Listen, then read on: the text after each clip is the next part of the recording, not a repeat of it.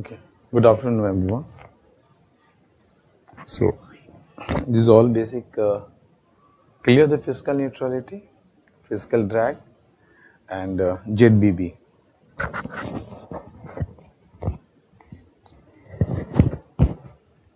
Clear. Now,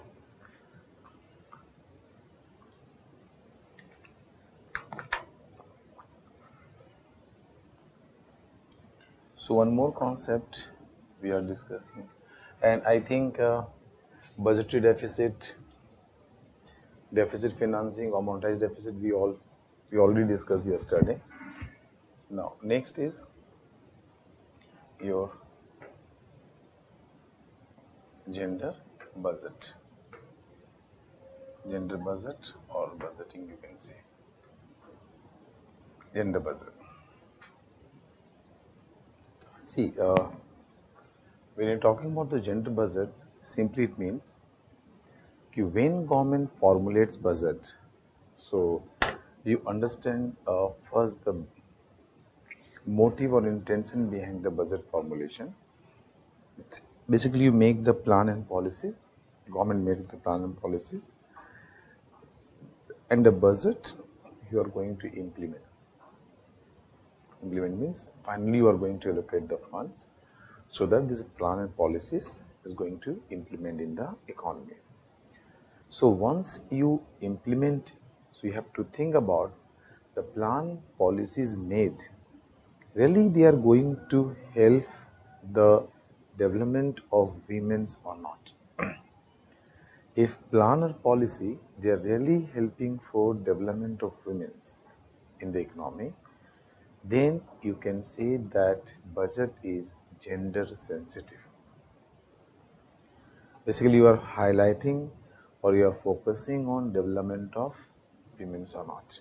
If you are doing that, that is this provision is there in the budget. They are directly helping to the development of the women's in the economy. Then we can say it's a gender sensitive. And the budget or gender budgeting is the tools or means through which we are able to decrease the gender gap.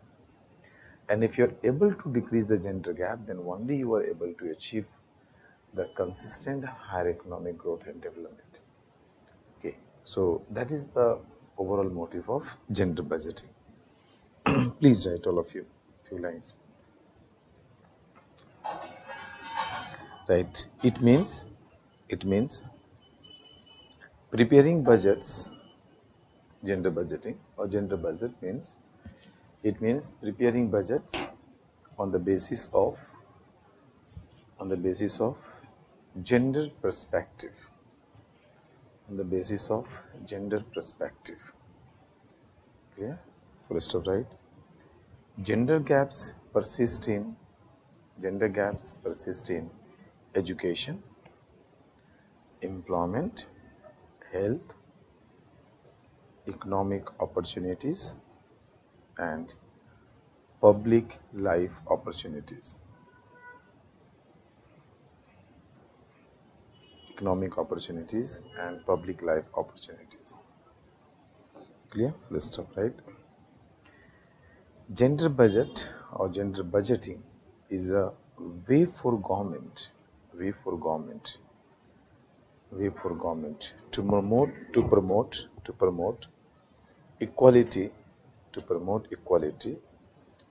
through the budget process. ZB, gender budgeting, is a powerful tool for achieving gender equality.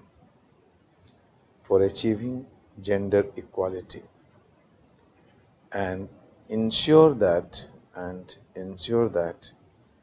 benefits of growth and development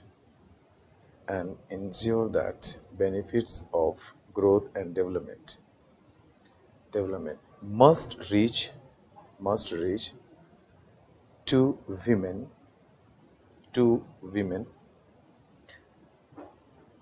Benefits of growth and development must reach to women as much as man. As much as man. Clear? Full stop, right?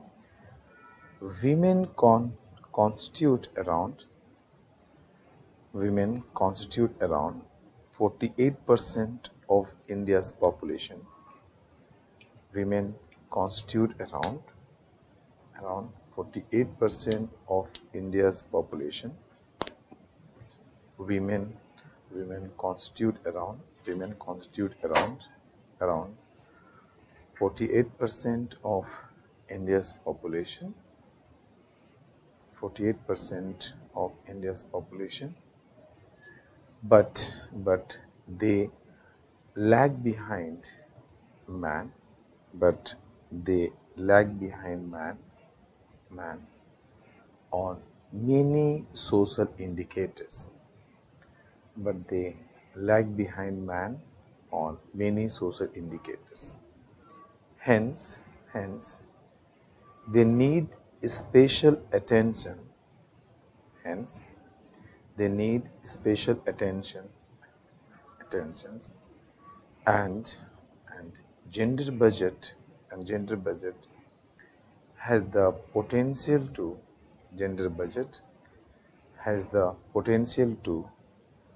transform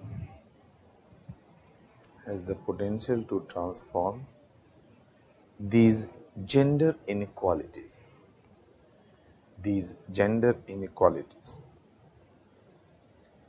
Clear? Gender inequalities.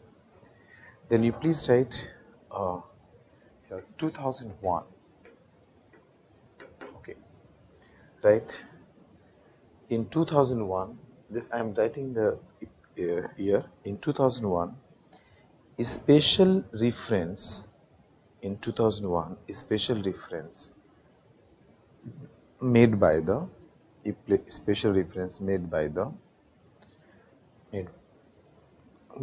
Ministry of Finance of Government of India in his budget speech. That is the first time it's a evaluation of this. In 2001, they mentioned this gender budget. Clear? In 2005,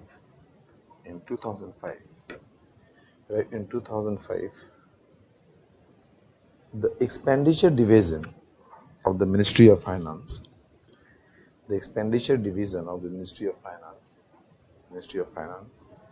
has been issuing a note,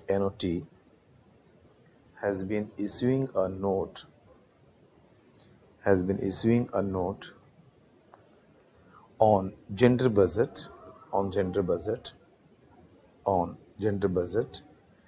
as a part of the budget circular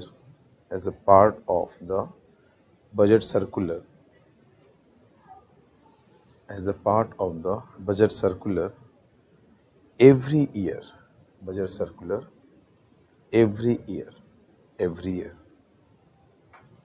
Clear? Every year. Full stop. Right. In 2007,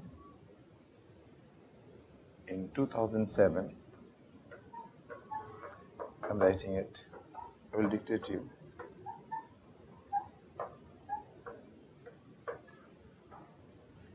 Right. In 2007, a Charter 4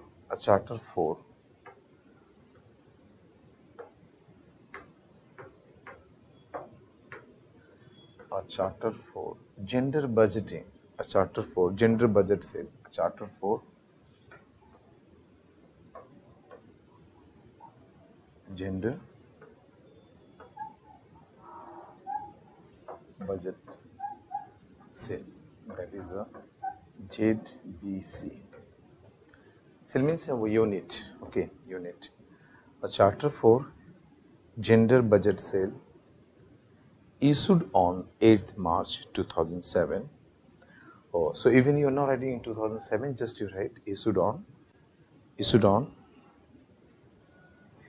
8th March 2007 by the Department of Expenditure,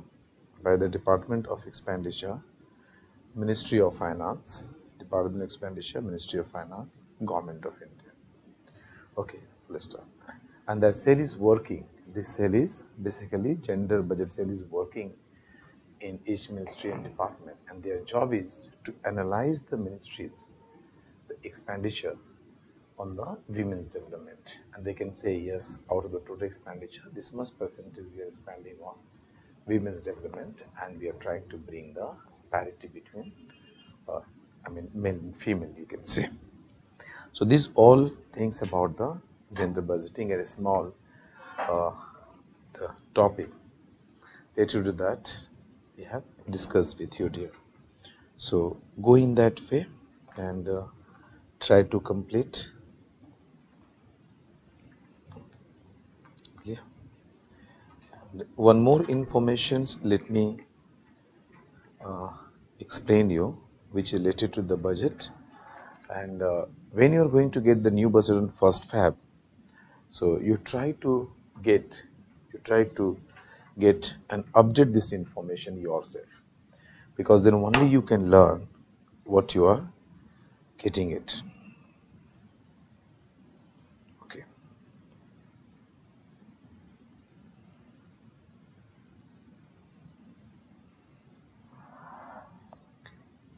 So any questions?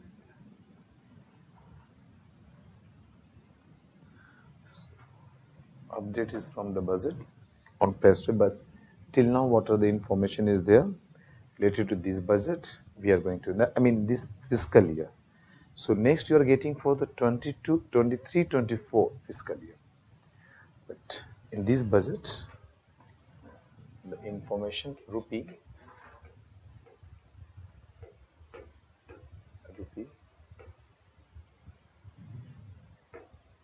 comes from, and which you are talking about? You are talking about 2022, 23, means this current fiscal year which is going on. So if you see this budget, this current year which was presented on 1st Feb 2022, then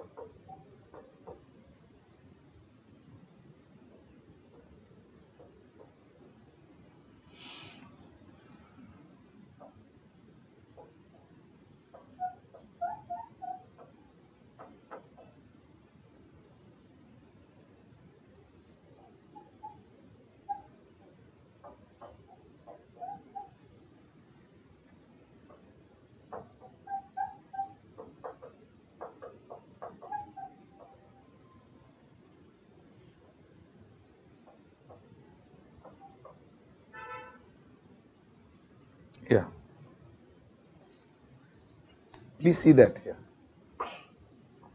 What is the meaning of if you take 1 rupee, 1 rupee, so 1 rupee having the 100 paise, 100 paisa, and 100 paisa is equal to 100%. Yeah, 100 paisa means 100 paise, 100%. So basically 1 rupees is the whole amount. So you say 100 paise.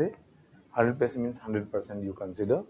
So when you are written the 15 paisa means 15%. If you add, it is going to give you the 100 paise. 100% means 100%.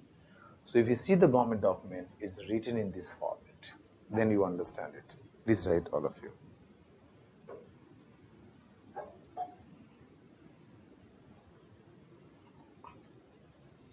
First note it, then I'm going to discuss this, okay, how the commission is going to ask the questions from this information.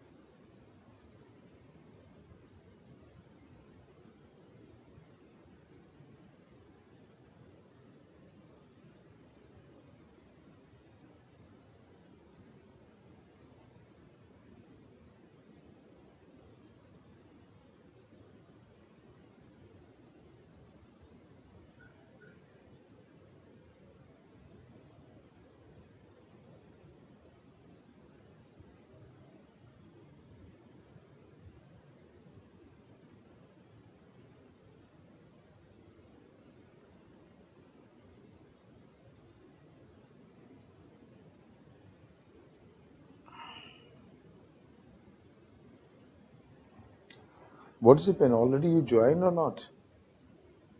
No response?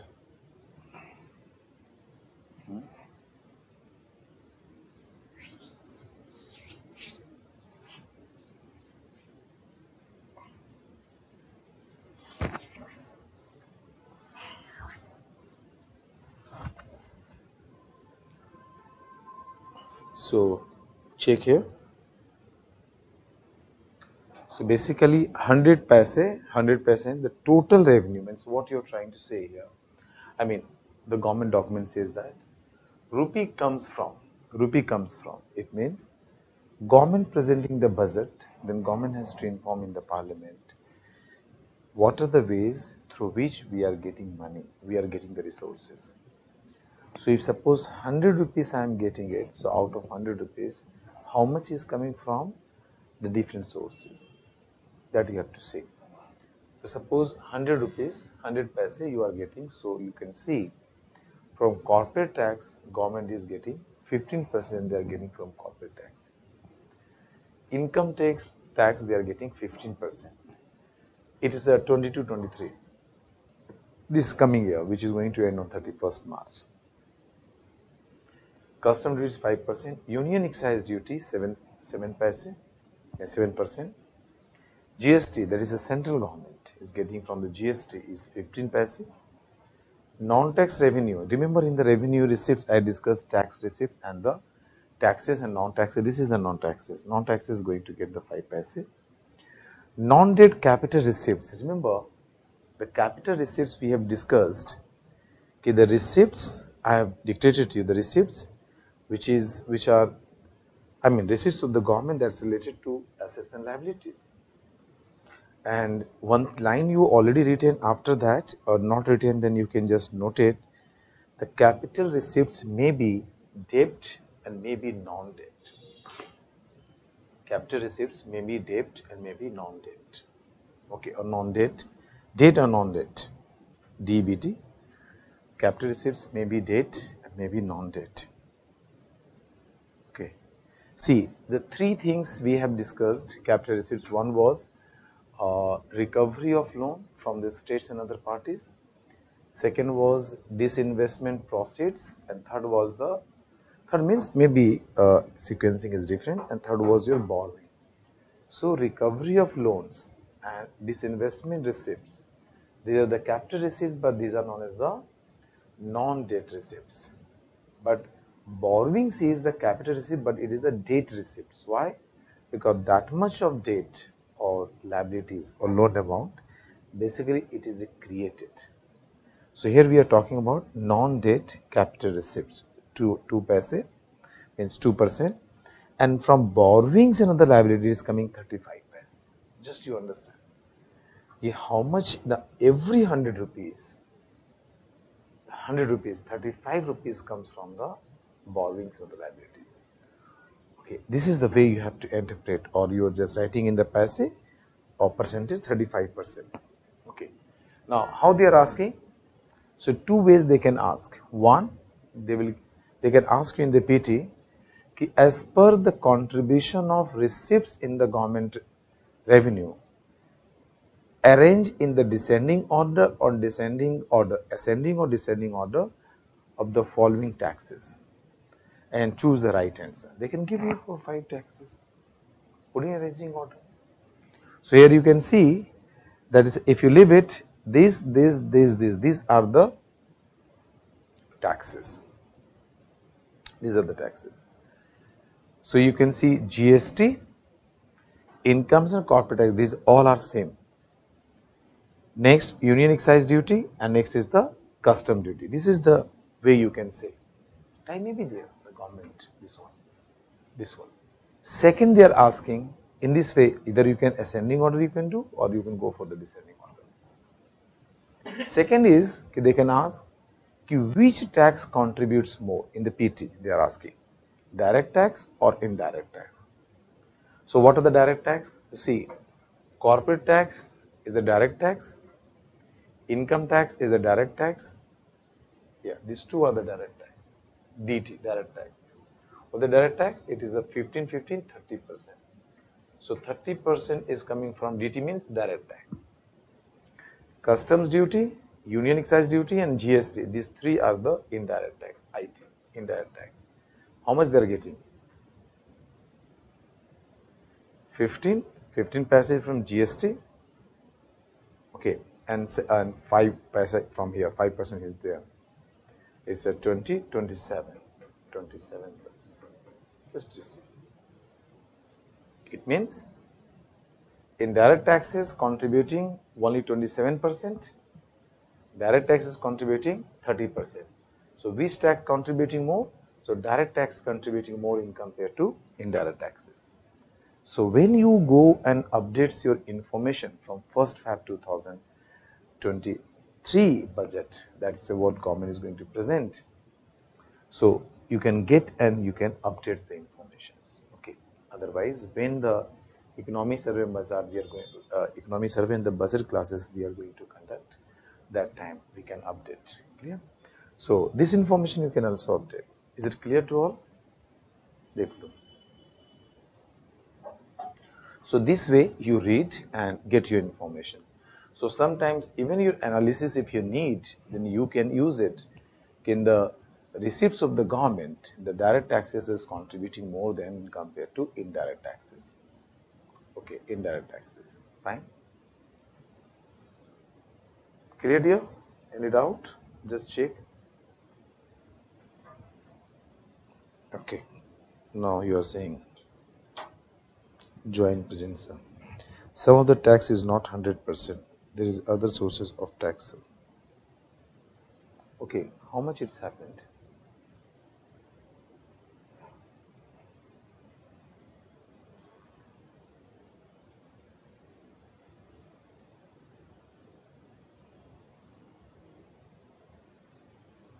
This me, let me calculate.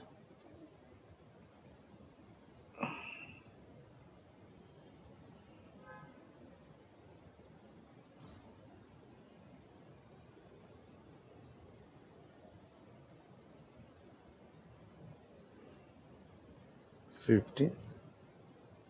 This 50.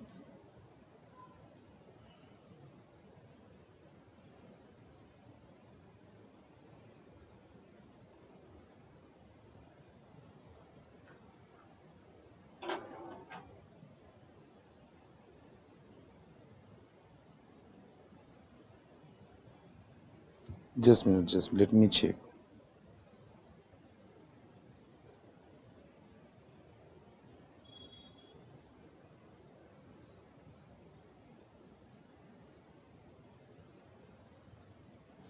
Yeah, true, true.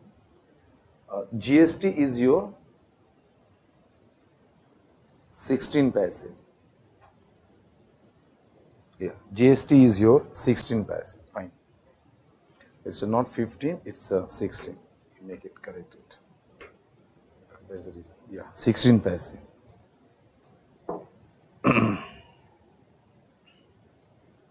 Yeah, 16 paise. So, yeah, 16 paise. 16 paise. So now you just check it's 100%. So IT you can check it, change it here. So it is the 16, year 5, 21, 28. Yeah, 28 it will be. Now you can get it is 100. Yeah.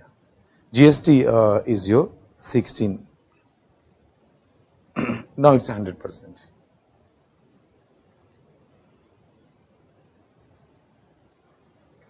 Okay, dear. No, but all are not the tax. All are not taxed here. Like non-tax revenue is not the tax. Then non-debt capital receipt not the tax. Borrowings is not the tax. Tax is the only this portion. Corporate tax, income tax, custom duties, union excise duty, GST.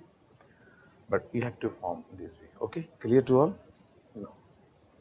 Now next, you can see if money comes from these sources, then if government is spending 100 rupees, suppose government is spending 100 rupees. So where this money goes? Okay, what are the fields where they are spending? So now next is rupee goes to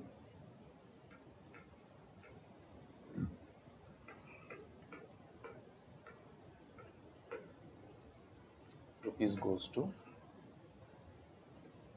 and this is for again the same fiscal year 2022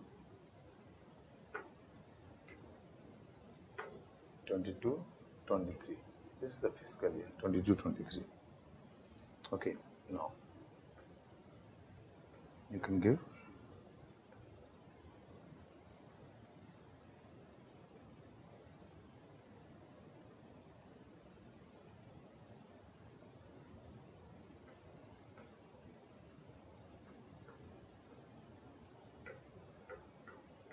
again you check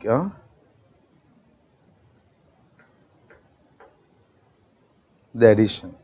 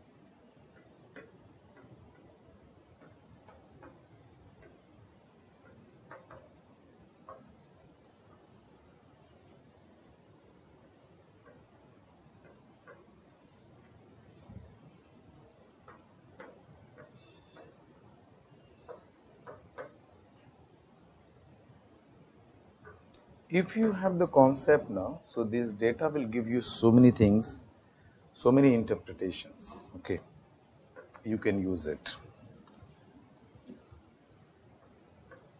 And few things you are getting, that's next stage you will get it clear your concept, but I will give you overview so that you can link.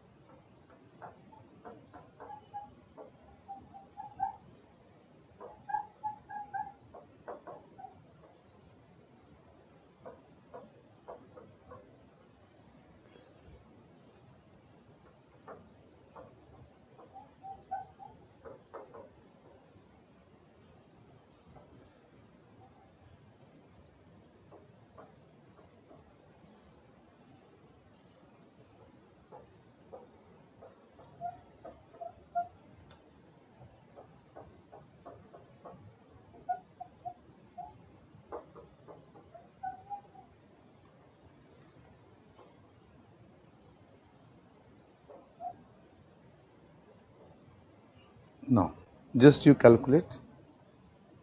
Once you calculate and then you get all of you. Check. I will discuss you everything here.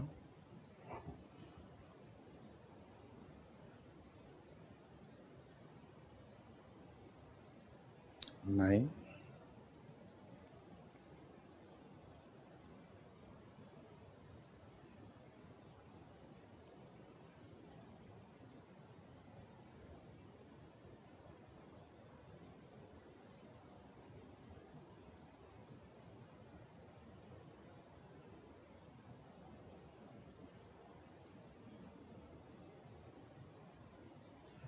Submit.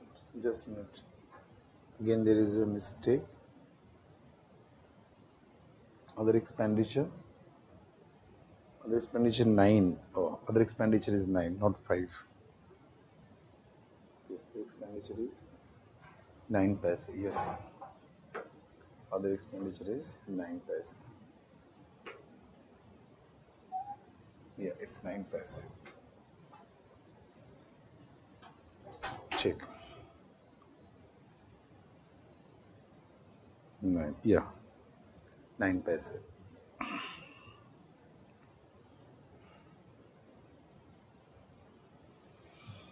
Yeah, now it's 100%. You can check.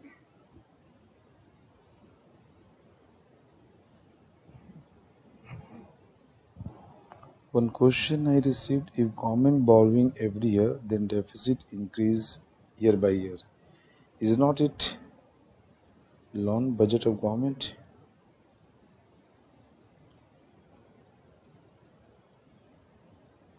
What are you trying to say, Bichwaji? Check your what your LONE loan budget of government. Oh, you are saying check what you're trying to say.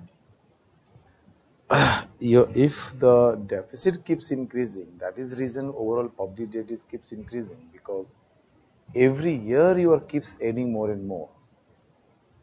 Every year you are adding more and more. Okay. Your target is there, you have to decrease your deficit, but due to the prevailing conditions, it is not possible, dear. One question you are getting: are these taxes decided for total fiscal year or not? Yes, dear, it's a complete fiscal year 2022-23. These taxes, no, tax rates are the different. Here, we have discussed just in the previous page, if total amount of collection you are total amount of receipts you are getting, so out of that, how much you are getting from the different taxes, and this for a whole fiscal year.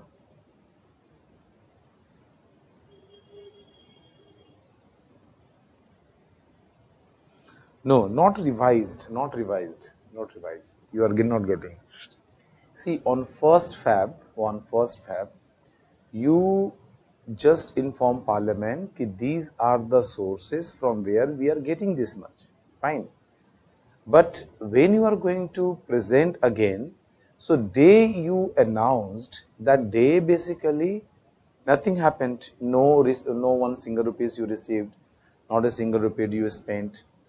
So these all are known as the budget estimates. But when you are going to again you are presenting budget, this time on 1st Feb 2023.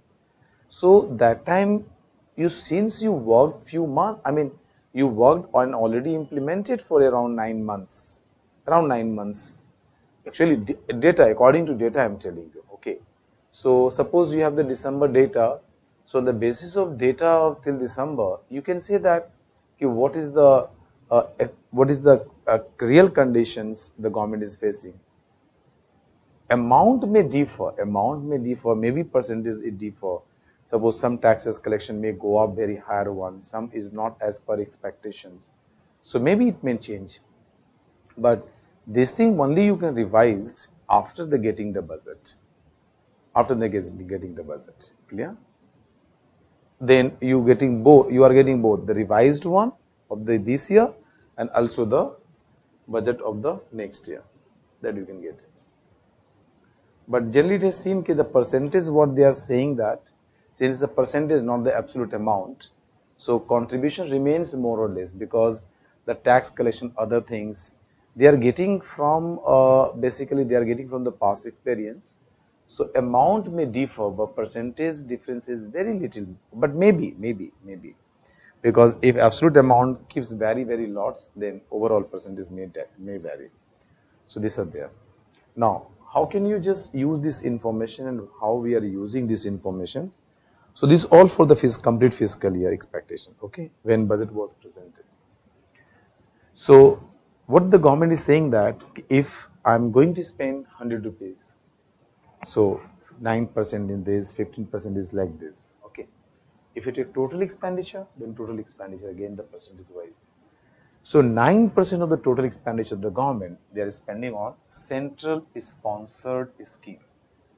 In the scheme where the central government is implementing, but with the help of the state government, means some part central government give you, some part state government share it, maybe 70-30, 90-10, sometimes 100. So it is a central government sponsored scheme. Okay, central government will sponsor, but finally depending on the state government. It is a central sector scheme. Central sector scheme. So it's the central government is going to implement, and it's a 15% is total expenditure. 15% is there. Second, interest payment. You can see the burden of interest payment of the government. That is the reason why public debt is matter for any government of the country, any country. Because if your public debt volume is much more, you have to pay interest on that. So just you think 20% interest you are paying, 20% amount you are spending just on the payment of interest. You can imagine that. Huge amount. And defense, you are just spending 8%. Just you are spending 8%. So overall total expenditure of the government spends 8% on defense sector, and subsidies government giving it 8%. Just to see, 8% subsidy total expenditure. It is also very huge amount. It's a finance commission and other transfers. See, finance commission, that now next topic I'm going to discuss finance commission. So you can see that from the central divisible central taxes, one portion the finance commission is recommending, that is a distribution of taxes. That is this part, how much, a certain percent, like the 15 finance commission, 41% of central taxes the central government has to give to the state government. So this part is the state share of taxes and duty. This is there, state shares of taxes and duty. That is a 17% of total expenditure is goes to giving fund to state government. And finance commission also recommend, other than this, the grants. The central government also giving some grants from their own resources. So state share of this finance commissions and other transfers, there is a grants, you can say it is the 10%. 10% this, 7% this. Pension is paying 4% and other expenditure 9%. So just you see, pension you take, subsidies you take, and interest you take. Three items you take.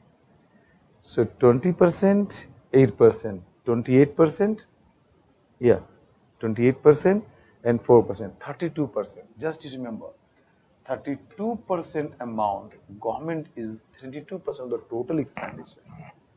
Government is spending on three things: interest, pensions, and subsidies.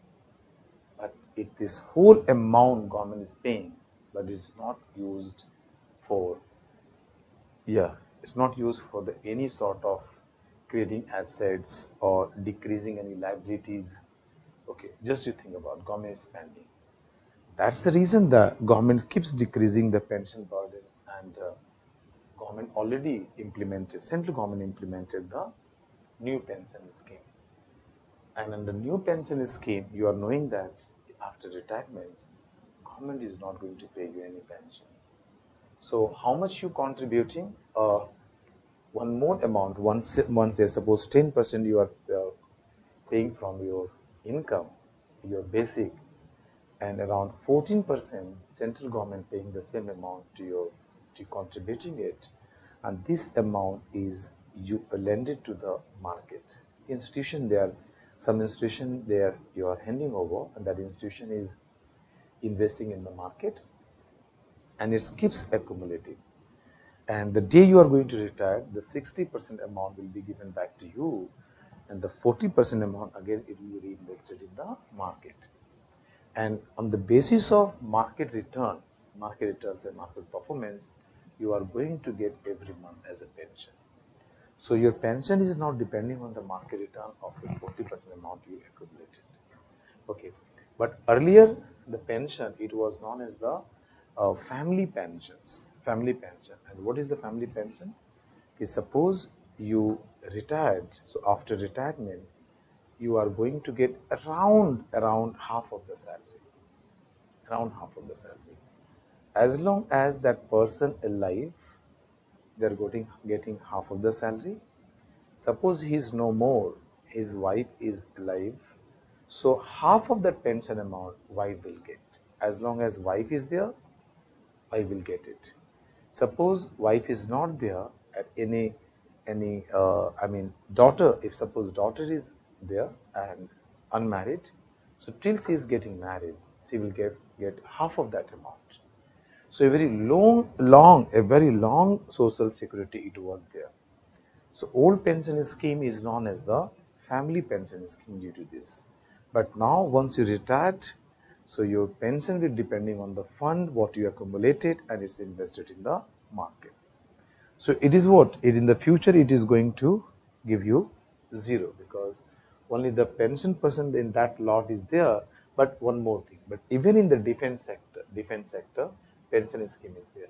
They're getting pension. So it may be some part, but in compared to earlier, it keeps decreasing. So 4% is contributing.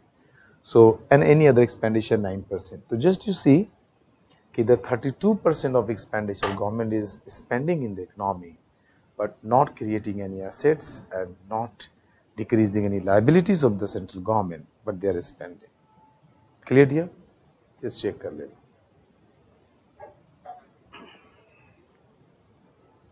So if you are getting any data now, and the current data from economic survey, budget, so in this way you have to interpret the information.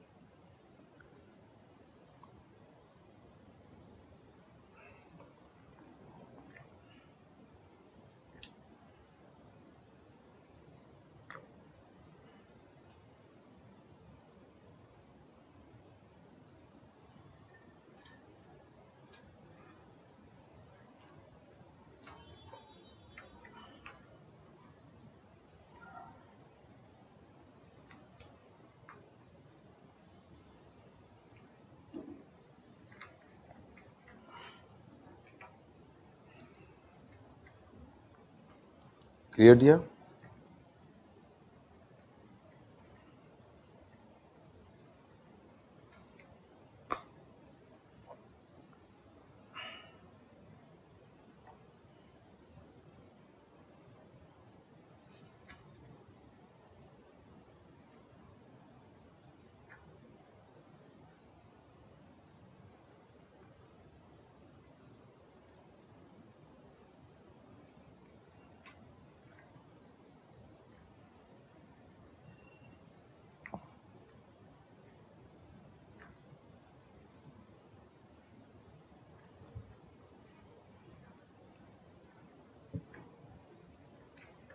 Check, sir, all of you.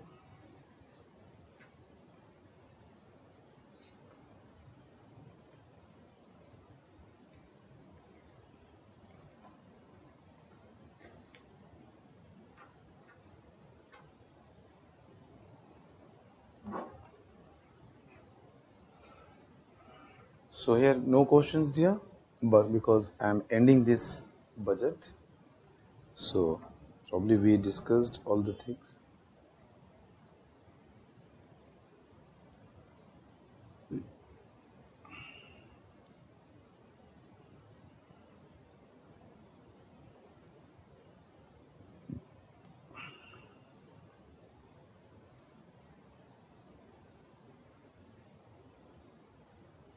Oh no. So till here you please get it clear, because next topic Probably I try to complete as maximum as possible, and but still it is open if you want any discussions or any topic you want. Suppose, but you can send me. I will try to accommodate this. That you check all of you. Okay. So few questions I'm getting from your side, where I've discussed later on. I mean the next question. Sir, once more discuss what is the difference between centrally sponsored scheme. See, central sector scheme means a scheme of the central government. It's a, it's a scheme of the central government.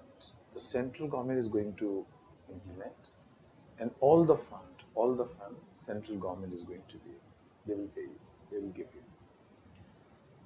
Central sponsored scheme means center will implement. Center is formulated the plan, but it is depending on the willingness of state. If a state wants to implement, then states can approach, and one part of expenditure you have to contribute. Depending on the government, sometimes 70, 30, 75, 25 like this.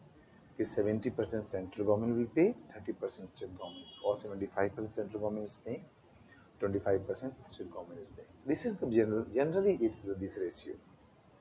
But for Himalayan states or hilly areas, or okay, it is your 90% central we pay, 10% you have to pay, and it's UTs, then 100% central government will pay you. That is the centrally sponsored scheme. ठीक है dear? Okay, next you are asking, is not market crash dangerous for pensions? Then you will get nothing. Nothing. That is happening today. See, why there is a protest started in the whole country? Not whole. Yeah, no one is happy with new pension scheme. It's true that because when it was implemented, there was projection that economic grow like this and that. Okay, but after a certain period of life, after certain stage, particularly when you are retired persons, so that time you don't need huge amount of money, but you need consistent and fixed amount of money. So that is going to provide you relief. Whatever amount I'm getting, I'm knowing this much amount, definitely I will get. So it is not creating any sort of problems to you. You are knowing this is my income. Every month I'm going to get it. So you can survive better. You can survive. Because we are assuming till that point you completed your creation of assets. You have some backup like the savings, and your child is already educated. They settle their life. Even they are not contributing or whatever reasons you can take. But a good amount you are getting, and that is a fixed in every month, it is enough for you for survival. But in this situation, what is happening? You are spending, you invested the money, but your return is totally unexpected. Sometimes person they receive last salary is around 2 lakh rupees, but in the next month as a pension they are getting only 5,000, 4,000, 7,000, 8,000. How can you maintain? Once your standard it is around 2,000 according, suppose 2,000 you are not consuming, it's true, but at least you are consuming around 40, 50,000 rupees. That is the level of consumption according to that income. So even you're getting half of the salary, so it is not going to disturb or curtail any of your standard of living or any expenditure. You are able to maintain. Plus we are assuming the backup. But when you don't know, suppose you are getting, I'm earning nothing. So half of the life you are spending just thinking I'm going to get nothing. So totally it's a fluctuation there. It is there. This uncertainty is prevailing. So that is the reason some states started taking initiative to go for the old pension scheme. Like Chhattisgarh they already passed, Rajasthan they already passed, Jharkhand is already passed. They are the implementation is still there in the pending, but they already passed it. But probably I think West Bengal has pension scheme. I don't know about the West Bengal, but I think West Bengal government has mentioned a scheme because different approach. Some things really very good. Okay, like health sector, I really appreciate the way that. But yes, health facility is not good in the all part of the state. Yeah, in Calcutta, it's really very good, really very good. But other part of the area, okay, we need to develop. But I think state government, Bengal government has this pension scheme in some of the sectors. But you can check. But central government has now from 1st January 2004. 1st January 2004, the central government shifted from old pension scheme to new pension scheme, where this criteria is there. So anyone who joined central government before 31st December till your 31st December 2003, they are in the old pension scheme. But they are joining after that, they are in the new pension scheme. Clear here? Now, Subhasri, your question is, sir, my question is deviation from today's topic, and I beg your pardon for that. Okay, let me, if it's part of that, then we can accommodate. So in general discussions of editorials on economy of India, related topics, I found criticism and solutions in suggestive manner. We are targeting 5 trillion economy, but with the skewed format is my understanding. A constant pessimistic approach in terms where India is heading is ingrained in my mind. Sir, if it is possible, please at the very end of these sessions explain or point out some positive aspect of recent fiscal and monetary policy. Clear, dear. Fine. I will try to accommodate. So, does it mean fiscal neutrality bring no ultimate financial change in the life of common people? See, fiscal neutrality generally it's the concept where we are discussing about the balanced budget. Balanced budget. So you can take in the other way. The balanced budget concept is additional expenditure of the government is funded by the additional taxes, and that is known as the balanced budget. Because how much? See, I'm not going in that depth of the economy because our approach is something different. Okay, for the GS purpose and for the academic purpose. Here we are trying to just give you information what is the requirement for this exam. But if you are just asking in this way, to suppose if government is spending in the economy, so there is always multiplier effect is going on. If government is spending 100 rupees, so maybe income is spending more than that. That is known as the multiplier, government expenditure multiplier. But we are not going that in that extent. But you understand, if government is spending any expenditure, overall increase in income in the economy will be relatively more than the increase in expenditure of the government. But increase in government expenditure, if first stage, suppose income increase and the same stage you just taxing the people and not allowing to use this extra income for consumption and other things.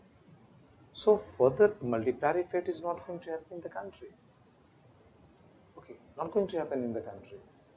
That is the reason it is a balanced budget is not, or you can say, in this case, you can say fiscal neutrality. Clear?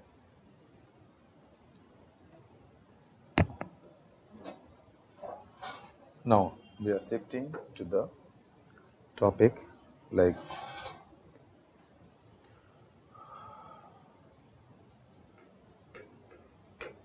Finance Commission.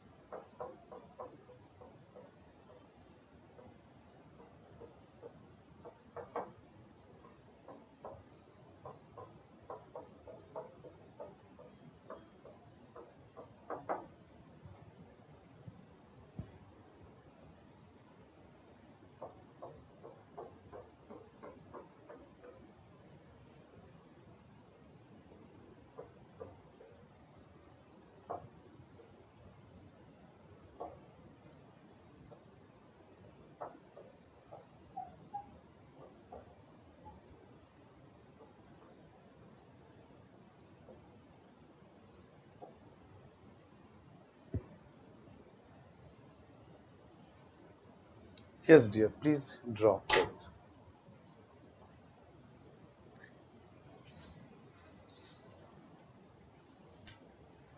Draw this and also try to understand this.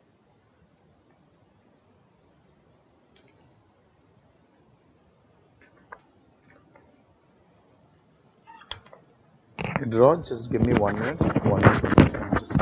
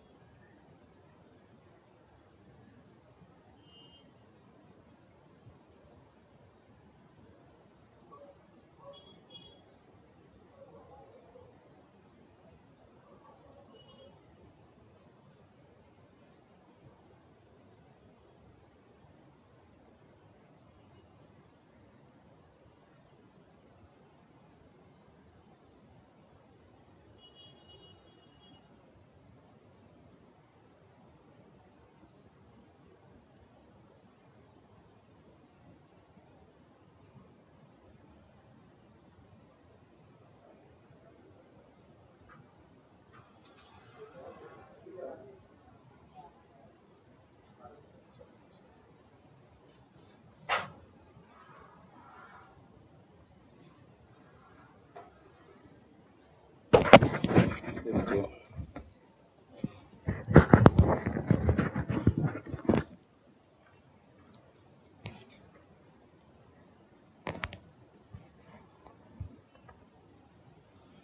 Yeah, you send me one question. Sir, why government should burden himself to secure the after retirement life of government servants? They already become economically well-off sections. In a developing country like India, government has many important priorities. Why sir state governments don't adopt new pension schemes? Is it an example of good politics and bad economics, Artha? Okay. Uh,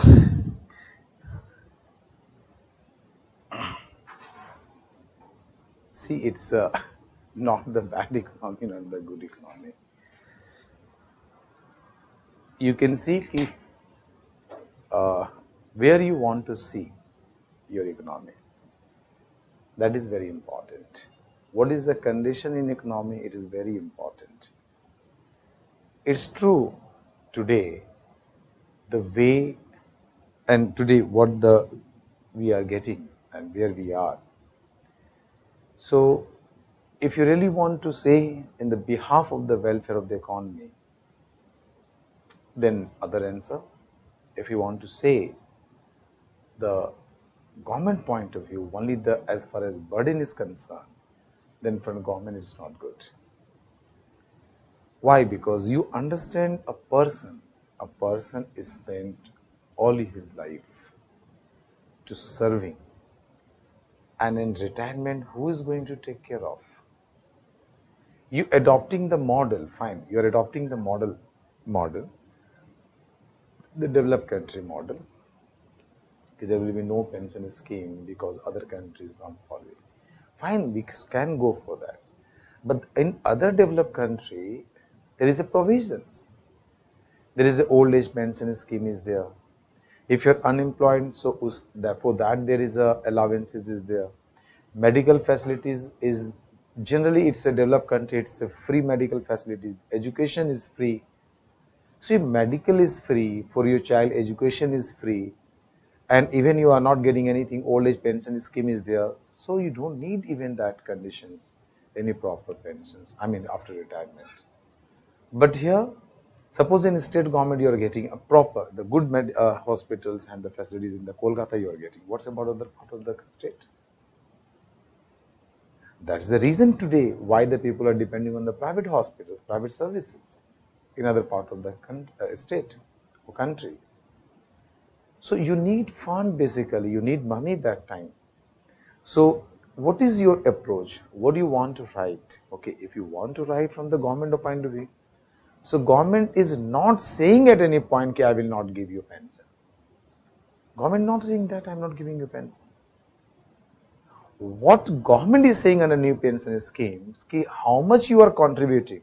Say you are contributing 10% of your basics. I am contributing of the 14% of your basic and keeps continuing every month. I keeps continuing every month till you are serving. So it's a long duration. Suppose you're working for 25 years, 30 years, 35 years. You accumulated the amount. So government already contributed 14% extra. That is under new pension scheme. But question is after retirement, your assessment, your predictions is not realizing in actual practical life. If your actual assessment and prediction is working, no one is going to complain. If that much amount you are investing somewhere, or you are getting the fixed return out of that, and that is equivalent to your pension, what the government is going to give you, that was the predictions when it was implemented. They will get even more than what they are getting the actual pensions. So that is fine. But since the return as a pensions, it's very risky, it's a market affair. Are you knowing the market is keeps like going like this? Sometimes boom, sometimes no. So that is the one of the issue, that consistent income that you need and constant income you need. That is the one of the question. I'm not blaming anyone.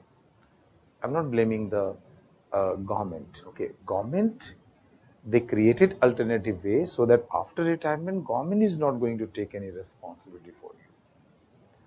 Okay, whatever the market is earning, you can get it back because government is saying ki from my part already I contributed.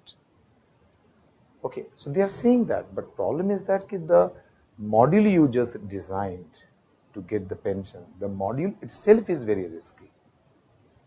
That's the things you can say that. Okay, but depending on ki, what exactly you want to say, clear? Clear? Fine, come back. Please, all of you, give me few minutes. If you understand this, I mean these things, you can understand well everything about the finance commission and everything. Okay.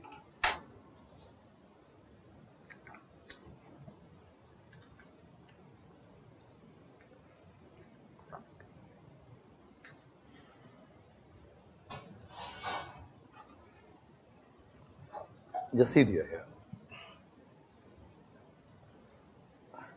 It is central government and it is all states government. I've taken all states government. Okay. State governments are getting fund from central government from two different ways. Two different ways. See, two different arrows comes to states. One way is this, other way is that. Clear? That way, states are getting fund, and that is known as planning assistance. Planning assistance. So one way the state governments receives funds in the name of is the planning assistance. Fine. I have written in the bracket Gadgil-Mukherjee formula. Gadgil-Mukherjee formula. We have discussed planning with you. Okay. But you remember, till your third 5-year plan, there was no specific formula to allocate the money among the states. Okay. To allocate the fund among the states. Okay. The reason was the state government and the central government both having the same ruling party government. Same party were ruling this, so hardly there was any issue between the center and states.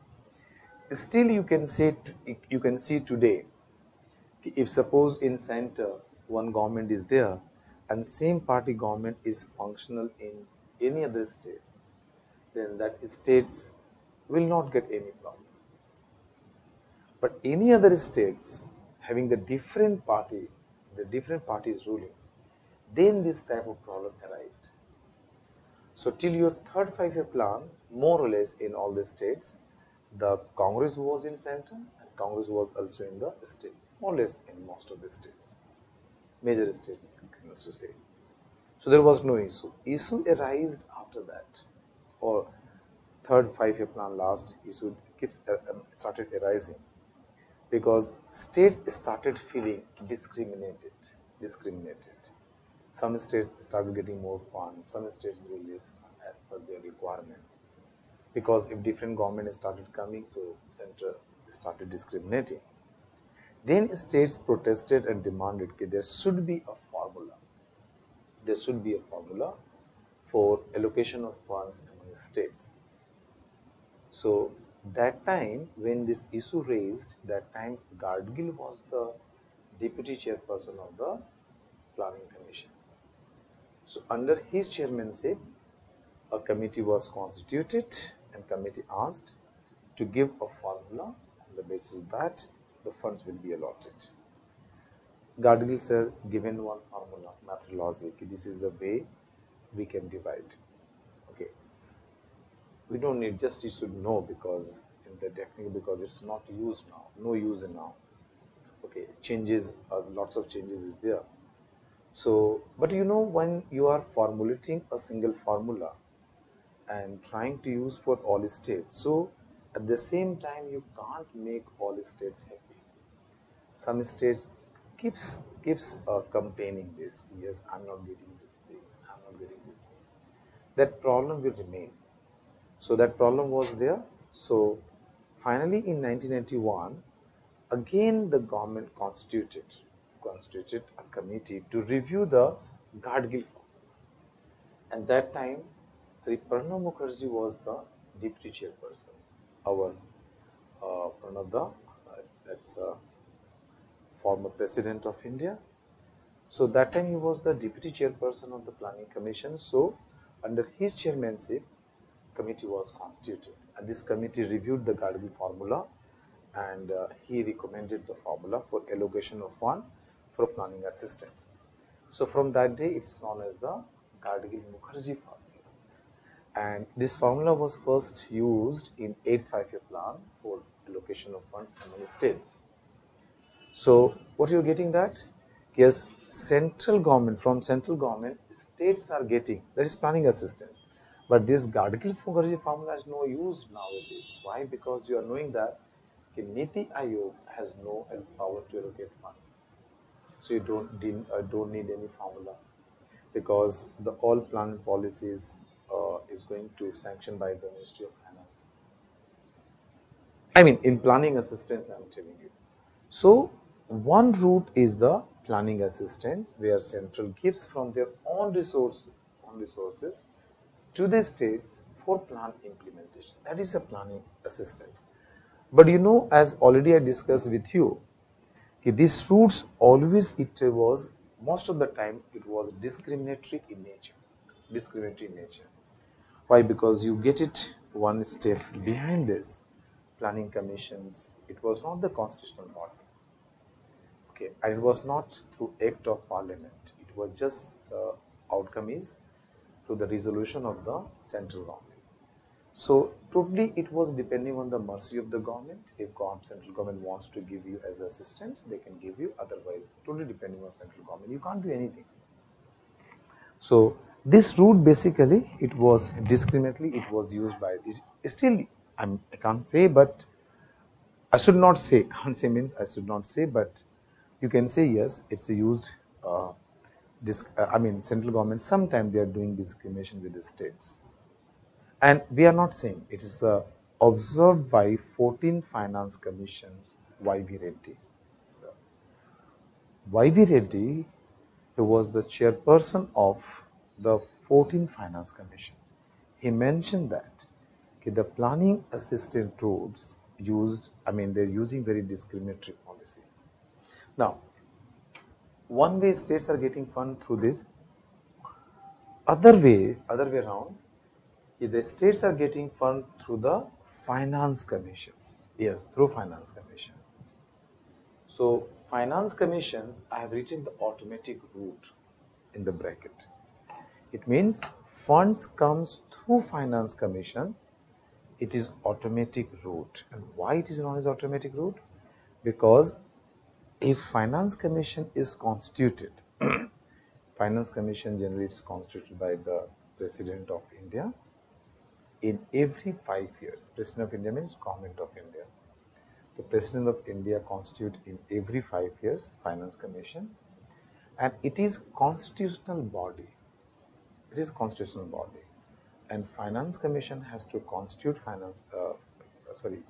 President of India has to constitute finance commission in every 5 years. Under Article 280, under Article 280 of the Indian Constitution. Article 280 of the Indian Constitution. The President of India has to, has to appoint in every 5 years interval. Now, what is the basic responsibility of Finance Commission? So, basic responsibility of Finance Commission is to study the fiscal health of the state governments and fiscal health of the central government. Now, what do you mean by fiscal health of the state government, central government? So, fiscal health means you have to study about what is the responsibility of the state governments, how much money they need to meet their responsibility and expenditure, how much money their own resources they are getting it, and how much money they ultimately need it.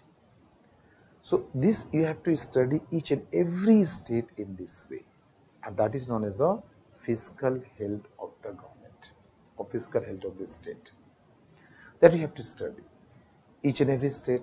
Similarly, you have to also study about the central government. Okay, what are the responsibilities of central government? What are the responsibilities of central government? And how much fund central government needed to meet their all responsibilities? Clear? So this is the way to study. You are studying about total state governments, and you are studying about total central government. This is fiscal health of both the central and state governments. And after studying these things, the Finance Commission has to recommend the division of central taxes. And divisible pool, you have written that divisible pool means all central taxes excluding cess and surcharges. Yes, these two. Excluding cess and surcharges, the Finance Commissions recommend here, out of the all central taxes, what percentage should be given to state governments, and remaining it will be with the central government. Just check here. Is it clear?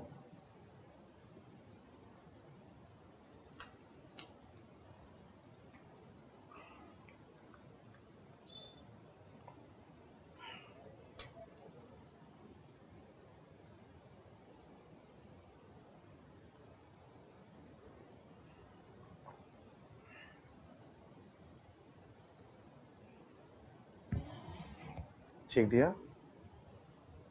Till here is clear or any doubt?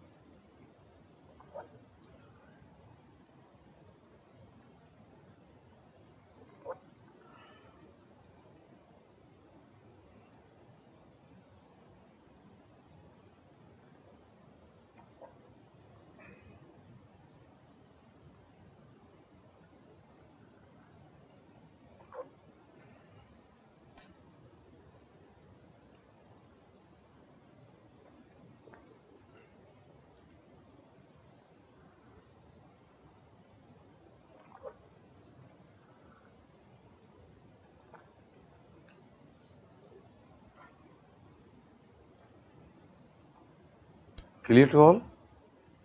So divisible pool is what? Divisible pool, it includes all central taxes excluding cess and surcharges. Central government is not dividing these taxes to, or not giving to the any portion of this to the state government. Why not? Why they are not giving? Because cess is cess is for a special scheme, a particular scheme.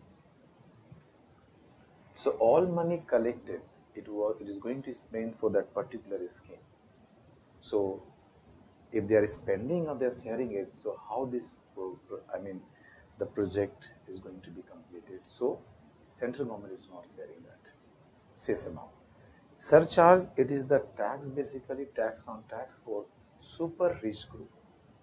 If in India your income is more than 1 crore, so how much you are paying the normal taxes or tax on tax you are paying now? Surcharges. Surcharges you have to pay. Okay. So this too is not part of this, and why it is known as divisible pool?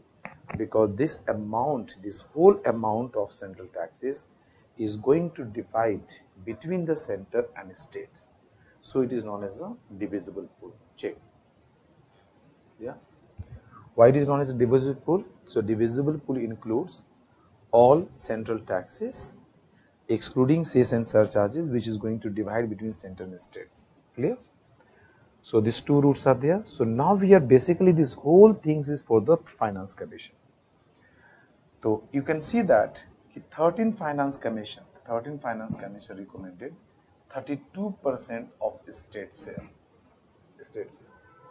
So during that period, what was the total central taxes excluding these two? the 32% out of that's given to all states. Given to all states. So, when division is between center and states, when division of taxes between center and states, it is known as vertical devolutions. There is special word coined for devolutions, vertical devolutions. Clear? And I request all of you, when you are going to write, please write the vertical devolutions.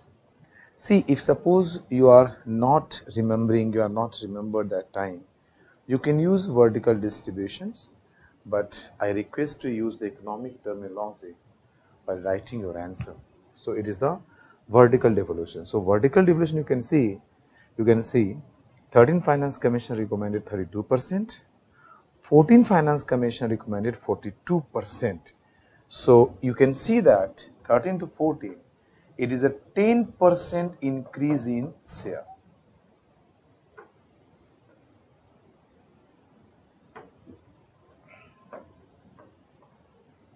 10% state share has increased.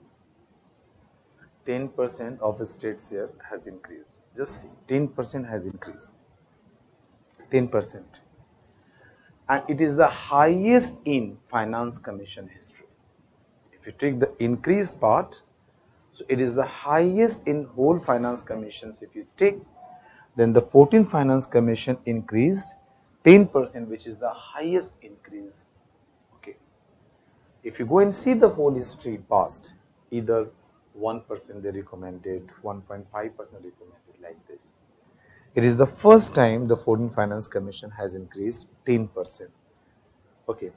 And I always prefer to compare, always I am comparing the Finance Commission 13, 14, 15. Because I know the competitive they can. In the last just in this mains, they asked about the 14th Finance Commission. Even implementation of 15th Finance Commission already from 2020. Already is there. But they asked in the last year the 14th Finance Commission. That's the reason I'm telling you, prepare yourself in a such a way that let them to ask anyway. You make yourself ready for any questions. So if you go one step behind and just study everything, I think it is going to make your preparation and everything is very easier. So why 10% is given by the 14th Finance Commission, which is the highest amount?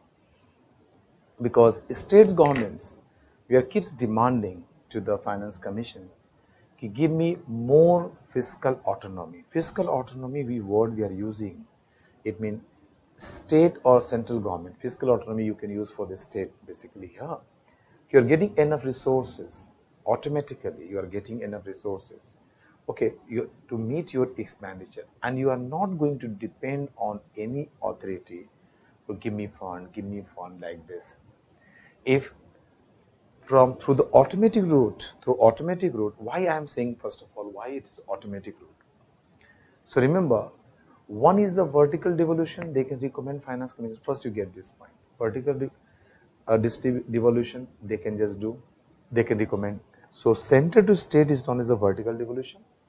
And how much allotted to state government? Now, out of that, all states government, it is going to distribute among all states. So when you are distributing in all states, it is known as the horizontal devolution. Horizontal devolution. So center to states, vertical devolutions, among states, horizontal devolutions. Center to state, vertical devolutions, among states, horizontal devolutions. Clear? So how the horizontal distribution is there? So here also you can't discriminate, because a proper formula each and every Finance Commission gives. Every Finance Commission gives. Okay, proper formula how to distribute. And that formula is known as horizontal tax devolution formula. That formula is known as horizontal tax devolution formula. Clear? Now, why it is known as automatic route? Reason is, Finance Commission recommendations, the Finance Commission will submit their recommendation to President of India. Now, President of India has to place it, will place it in Parliament. And this recommendation must be passed in Parliament. Parliament approval is necessary. Parliament, you are knowing in the polity already, it's the supremo and the highest one. If they want some part, they may modify, change it, and then they can pass it. Okay, but it means it's not mandated to Parliament, the report. It's not mandated to Parliament. Parliament can decide, can change it. But till now, Parliament accepted each and every Finance Commission recommendation. They respected the constitutional body, because Finance Commission is the constitutional body under Article 280. So they respected it. And one more reason is that before submitting the report, since Finance Commission consults all states and central government, so any discrepancy, any grievances to any parties, they are trying to solve out before submitting the report, so that once they submit the report, no controversy, nothing will arise in the Parliament, and they are going to accept it. So in very cooperative manner, they are doing that. But sometimes, but it is not necessary. As a Finance Commission, he can recommend. Okay, no one can force this in. Let the Parliament decide. Okay, so till now they accepted it. But once Parliament accepted the recommendations of Finance Commission, then central government has constitutional mandate to follow this. So how much you have to give, that is a fixed, and how to distribute, it is also given the formula. So now as per formula, how much money is calculated for you, that much amount you will get it. Maybe your relationship with the center is like friend, or maybe relationship like this, but you have to give, you have to get your fund. Okay, that is the reason we are using the word, it is automatic route. So Finance Commission route is known as automatic. You have to get clear. So and now, logic what the 14th Finance Commission is given here, why they increased 10% more share of states, because states were demanding from last several, other Finance Commission key, that's increase my states here, give me fiscal autonomy. But hardly they are increasing 1%, 1.5%. But YV Reddy sir, in his chairmanship, when 14th Finance Commission was constituted, he was also the governor of RBI, former governor of RBI. He had taken very bold decisions. You know, from 32%, he increased the 42%, the 10% increase, and we are getting that it is the highest in this. Okay, yeah.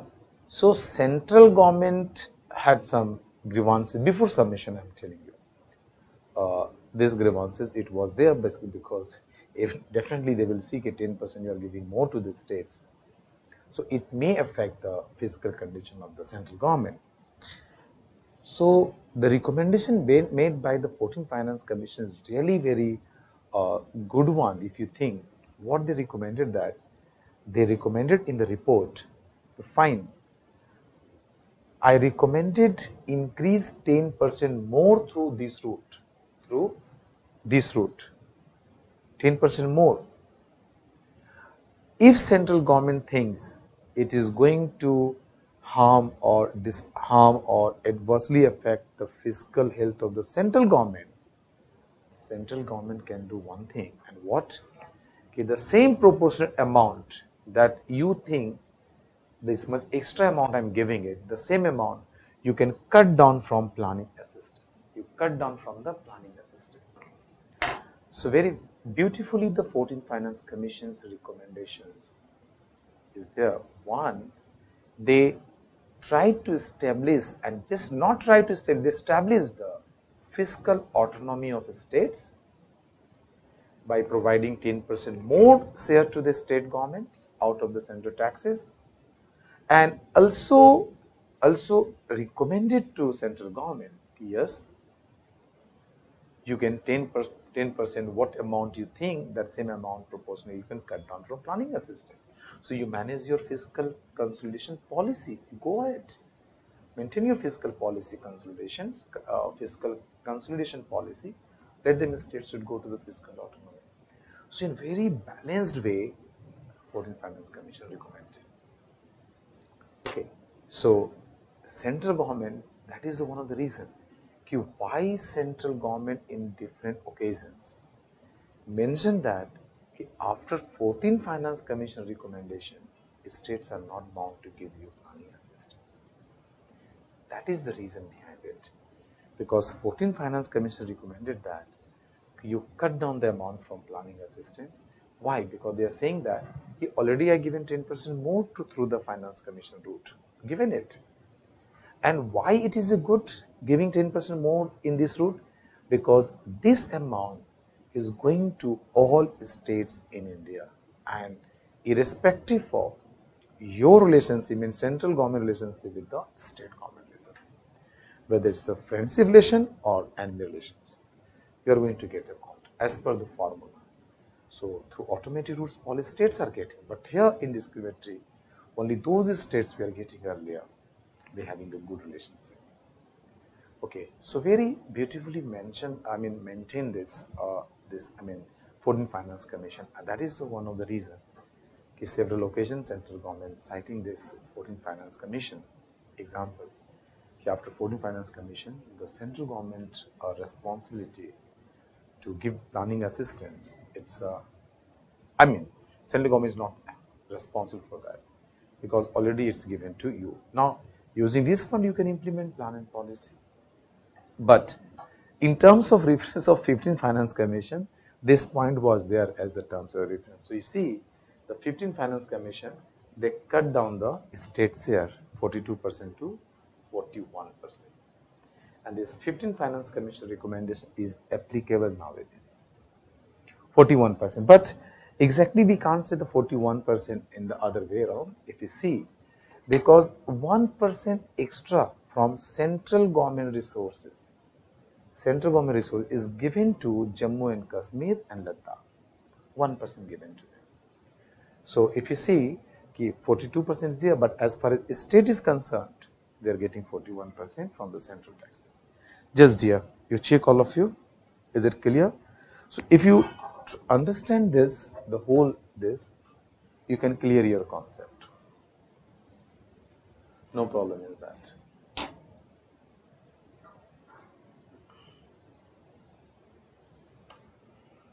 First you check. So what I have discussed, you are getting everything or no?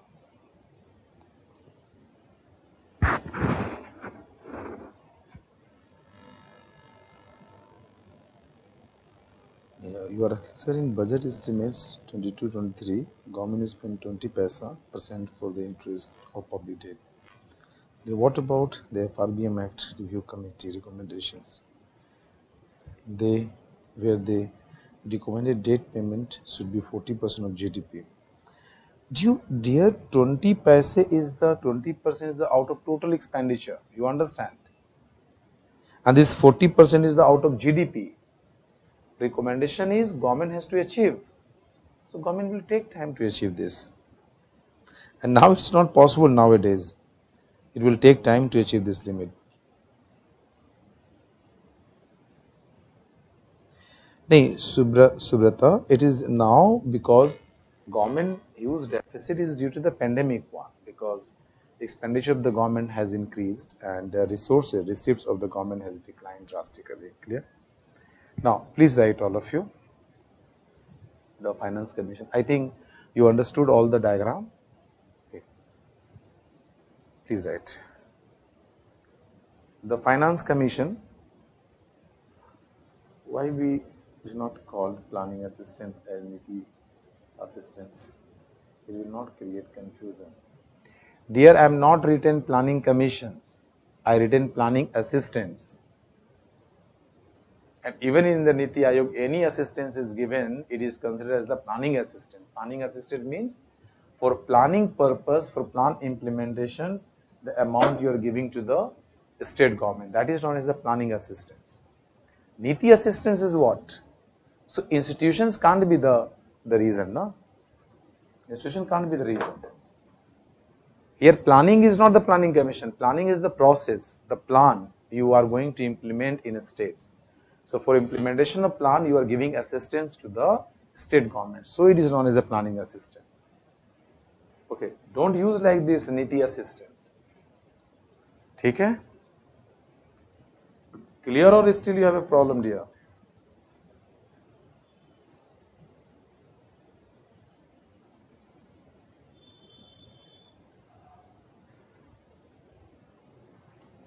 Check, dear, this type of blunder, you don't do that.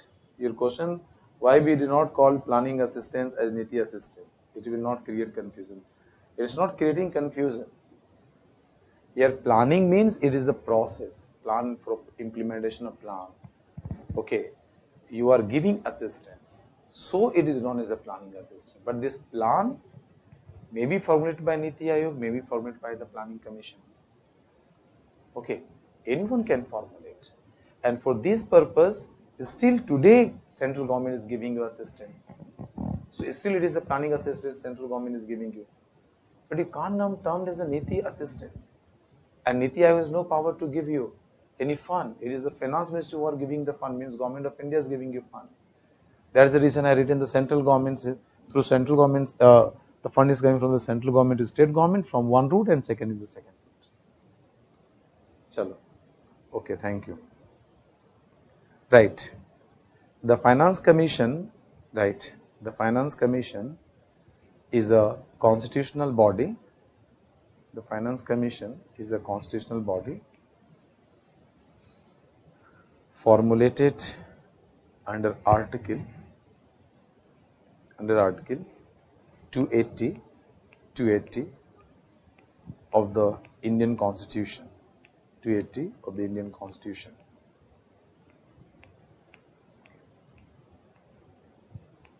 It is constituted every 5 years. It is constituted every 5 years by the President of India,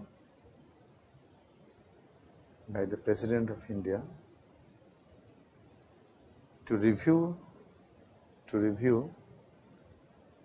the state, student right state condition, right, to review the fiscal condition, of the union government and the state governments, union government and the state governments, and suggest measures for maintaining a stable and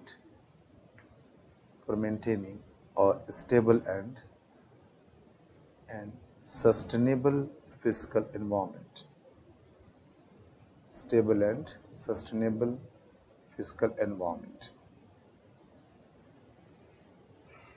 Okay.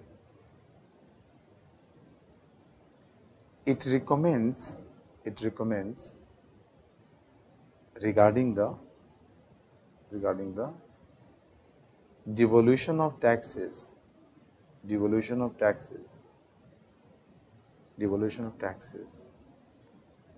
between the center and the states,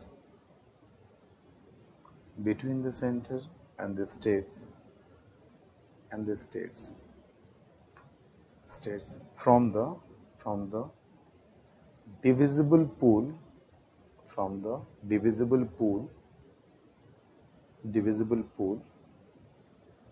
which includes all central taxes,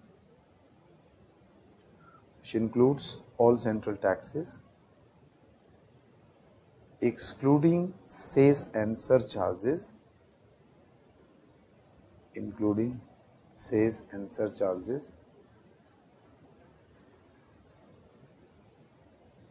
which the center is constitutionally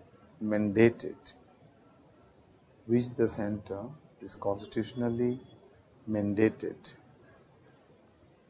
to share with the states, to share with the states, to share with the states.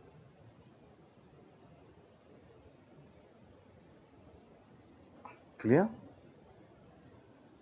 Right. The 14th Finance, change the para, right? The 14th Finance Commission, the 14th Finance Commission, which was constituted under the chairmanship of, which was constituted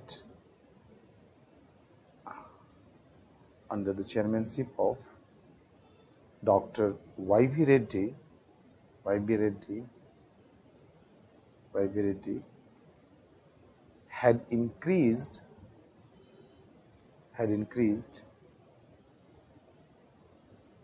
share of the states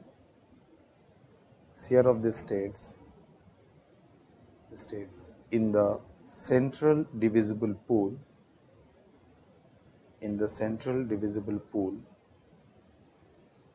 from the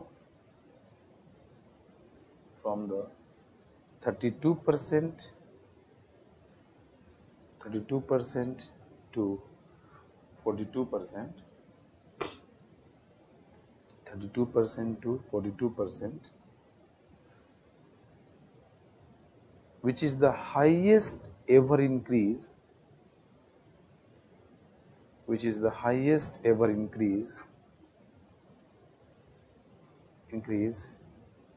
in vertical tax devolution, which is the highest ever increase in the vertical tax devolution. Clear? Right. The 12th Finance Commission,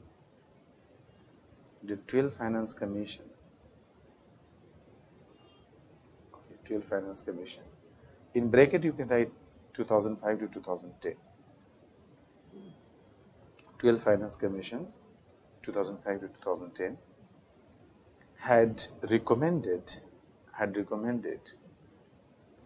a state share of 30.5%, a state share of 30.5%,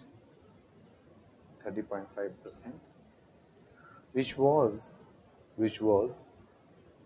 1% more than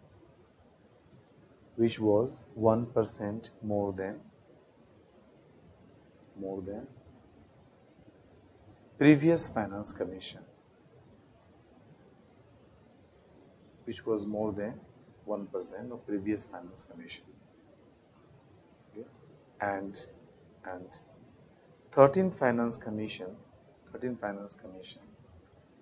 had recommended a state share of 13 finance commissions had recommended a state share of 32%.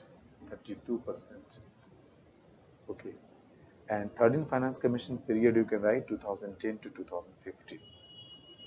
13th Finance Commission 2010 to 2015.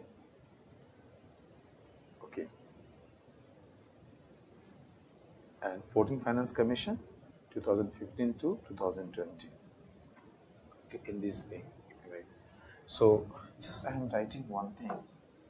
So what you're getting, you have written that 12 finance commissions recommended 30.5% state share, and you are writing 11th Finance Commission, it was 1% more than this, means 29.5% by 11th Finance Commission. 13th Finance Commission recommended 32%, and 14th Finance Commission recommended 42%, and 15th Finance Commission recommended 41%. So you can get this one in this way. If you remember this way, you can at least remember very easily 1, 2, 3, 4, 5 finance commissions. So you can see here only 1% increase. you can say 1.5% increase, and okay, say here the 10% increase. If you go, earlier, same 1%, 1.5 like this. But here you can say that's a minus 1% decrease. That's minus 1% decrease. Now 41%. Clear here? Okay.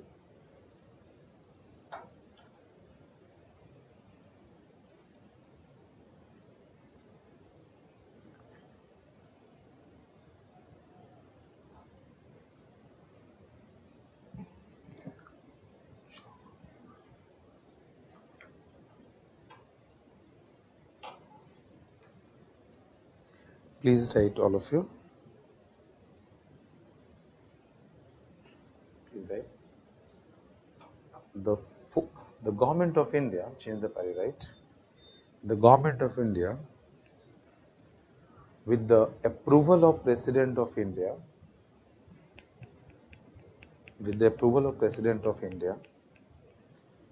has constituted,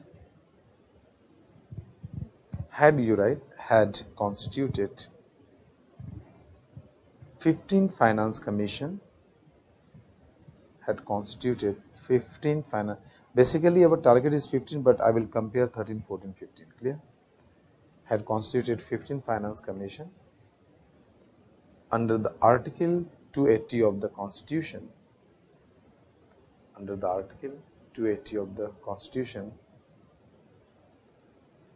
which was effective from 27th November 2017,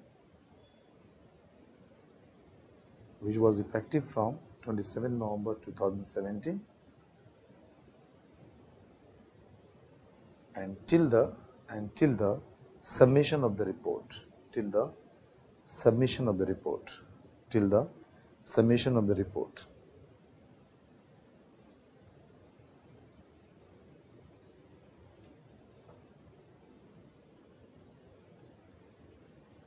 Okay.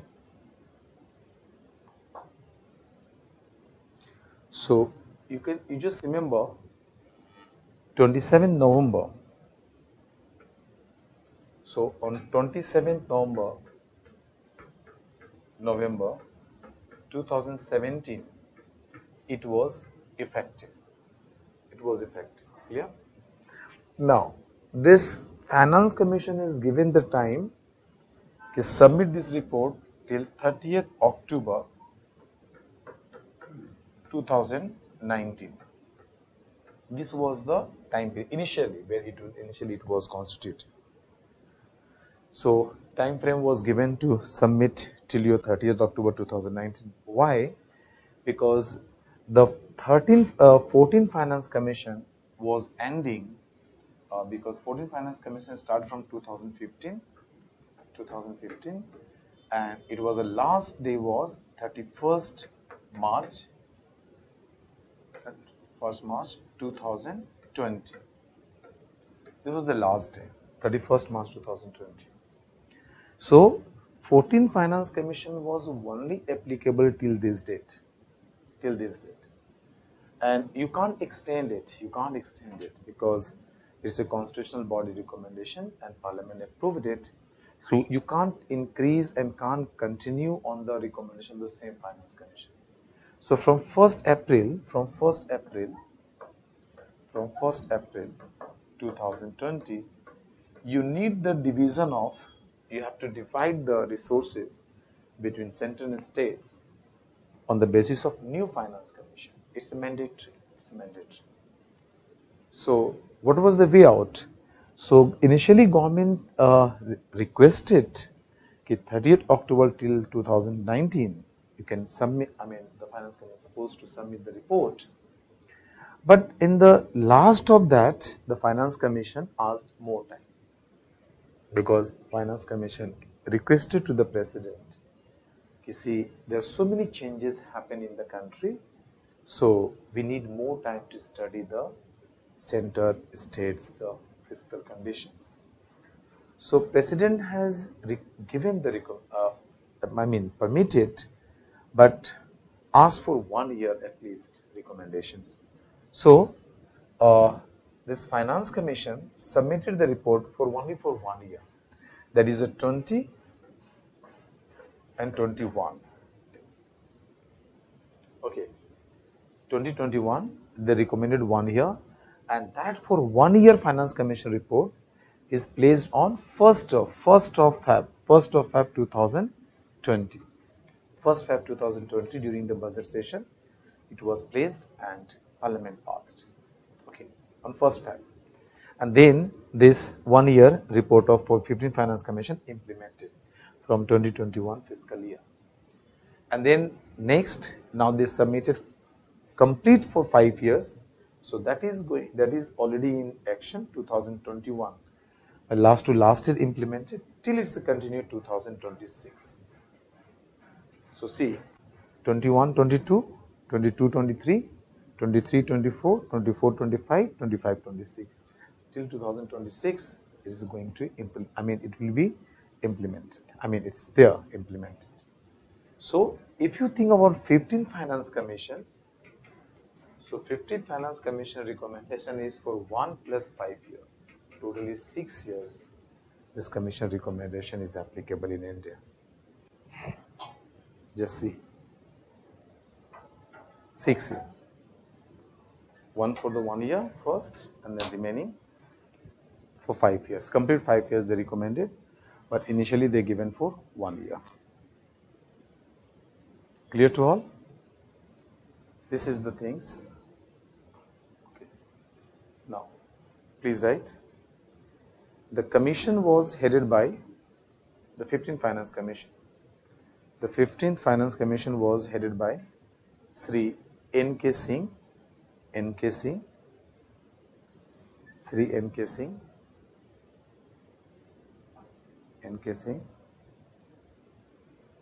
and the members of Finance Commissions were Ajay Narayan Jha,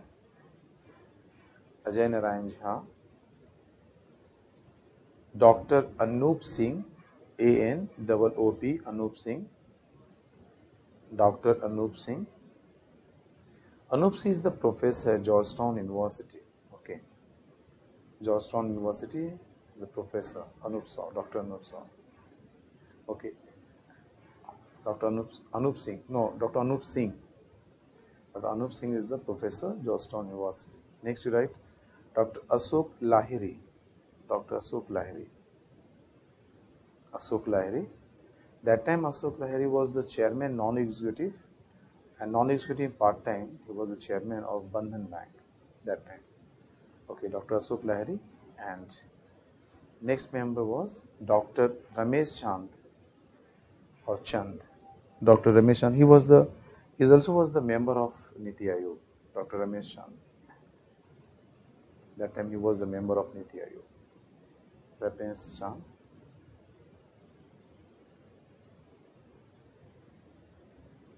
Remember, Dr. Ashok Lahiri and Dr. Ramesh Chand, these two were the part-time members. Clear? Part-time members of commission. Fine? Right. Sri Arvind Mehta was the secretary to the commission. Sri Arvind Mehta was the secretary to the commission. Clear, dear?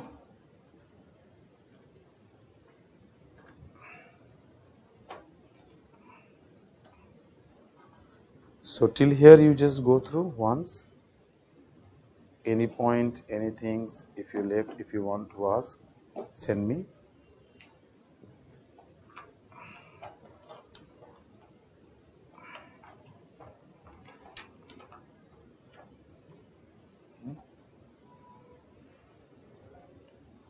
Anything you want to say?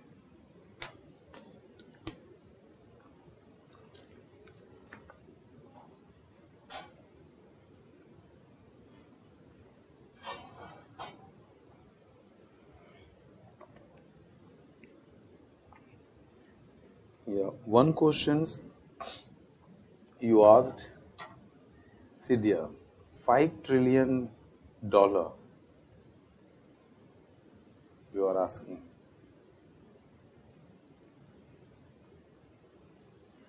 I know, but $5 trillion economy, but with skewed format is my understanding. A constant pessimistic approach in terms where India is heading is ingrained in my mind. So if it is possible, please see.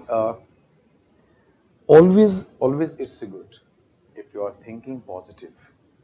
And if you take another way, positive thinking and perception of investor, you think about in one way why it is good for any economy. First of all, the conditions prevailing nowadays, it's okay. It's not possible to achieve at this very moment $5 trillion economy. But $5 trillion we are talking about in the PPP, purchasing power parity model. I mean, on PPP basis. If you read, then you will get it, and external sector we will discuss with you. Positive mindset. If suppose if we are molding in that way, yes, my economy will achieve this level. So it is going to give the perception, positive perception to the investors, consumers, all the stakeholders are going to get the positive perceptions. And the positive perception is going to increase investment not from the domestic investors but also from the international investors. Okay, now this economy is going faster, so we have to invest in that economy. And once investment starts, and the positive way of economy going upward, it keeps going upwards. So if that way, if you think, then it's really good for the economy. But you realizing on that we can achieve without doing anything, then there is a problem.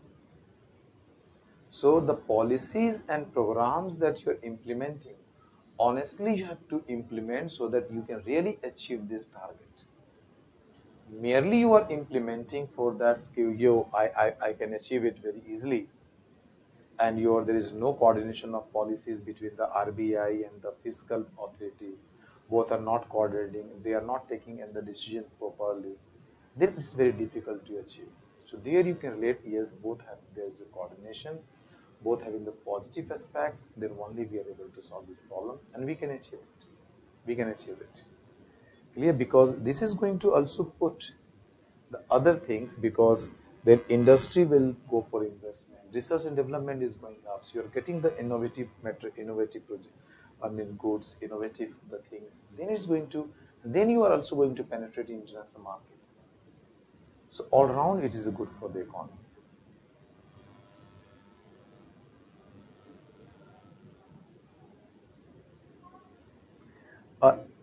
Here you send me now maybe, but that time he was a member. He was the Ashok Lahiri was the non-executive part-time chairman of Bandhan Bank. Okay, that time. Now it's maybe anyone, but after that it's not mandatory. You can't do that. You can do that. Okay. So no issue. Okay, dear. Chalo. Thank you, everyone. Okay, we'll meet tomorrow. Thank you.